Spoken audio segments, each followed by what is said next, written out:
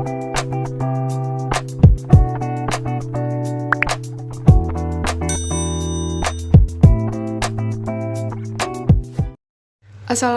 warahmatullahi wabarakatuh. Halo semua, perkenalkan saya Siti Ayu Khadijah dengan NIM 1948201053, Prodi Farmasi semester 4, Stikes HI Jambi. Saya di sini ingin mengajak teman-teman untuk sama-sama mengetahui tentang patofisiologi hipertensi. Baiklah, sebelumnya kita harus tahu dulu apa itu penyakit hipertensi.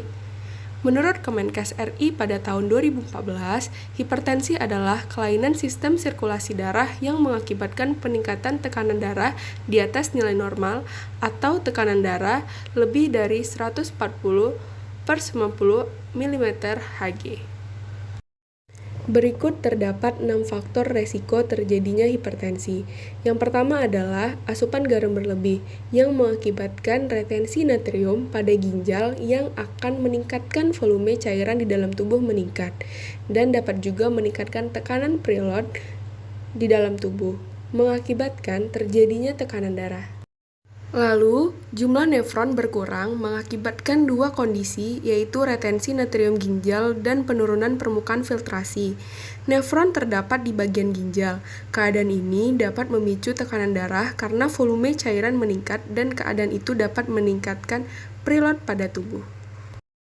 Selanjutnya, stres. Stres dapat meningkatkan 3 kondisi yang memicu penaikan tekanan darah, yaitu penurunan permukaan filtrasi, aktivitas berlebih pada saraf, renin-angiotensin yang berlebih. Jika ketiga kondisi ini dibiarkan, akan meningkatkan kontraktilitas atau terjadinya kenaikan kontraksi saraf, yaitu jika saraf tersebut bekerja terus-menerus dan akan mengalami kenaikan, lalu terjadilah tekanan darah. Yang keempat, perubahan genetis, yaitu perubahan yang terjadi pada tubuh oleh gaya hidup dan beberapa faktor lain.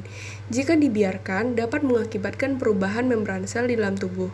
Keadaan ini akan mengakibatkan kontriksi fungsional dan hipertrofi struktural, yaitu di mana keadaan ini mengakibatkan pengecilan pembuluh darah di dalam tubuh. Jika terus-menerus, akan meningkatkan tahana perifer. Tahana perifer ini lama-kelamaan akan meningkatkan tekanan darah. Selanjutnya, obesitas. Obesitas pada keadaan ini akan mengakibatkan hiperinsulinemia, yaitu pada kondisi ini akan mengakibatkan jumlah insulin dalam darah lebih tinggi dari biasanya, dan akan mengakibatkan hipertrofi struktural dan akan mengakibatkan tahanan perifer yang lama-kelamaan akan memicu tekanan darah. Terakhir, bahan-bahan yang berasal dari endotel akan mengakibatkan hipertrofi struktural, yaitu di mana ada penyempitan di dalam pembuluh darah. Jika penyempitan di dalam pembuluh darah ini meningkat, akan terjadi tahanan perifer yang akan mengakibatkan tekanan darah. Selanjutnya, kita akan membahas sistem renin-angiotensin. Di sini, kita harus tahu dulu bahwa renin adalah enzim yang disekresikan ke dalam darah dari sel-sel khusus yang mengelilingi arteriol di pintu masuk glomerulus ginjal. Renin berfungsi sebagai katalis yang merupakan protein plasma angiotensinogen menjadi angiotensin 1. Enzim ACE kemudian mengubah angiotensin 1 menjadi angiotensin 2. Angiotensin 2 ini bekerja melalui reseptor di kelenjar adrenal yang berfungsi untuk merangsang sekresi dari aldosteron. Aldosteron di sini menstimulasi reabsorpsi garam dan air oleh ginjal, disertai juga dengan penyempitan arteri kecil yang menyebabkan peningkatan tekanan darah.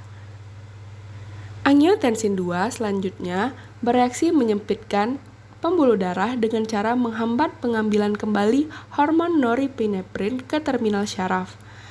Dari sini, bisa kita simpulkan bahwa sistem renin-angiotensin sangat mempengaruhi patofisiologi dari hipertensi, karena kerja dari enzim ini melibatkan berbagai organ seperti ginjal, paru-paru, dan otak yang berfungsi mengatur tekanan darah. Baik, itulah patofisiologi dari saya. Maaf jika terdapat kekurangan, karena kekurangan datangnya dari saya sendiri, dan kelebihan datangnya dari Allah Subhanahu wa Ta'ala. Semoga bermanfaat.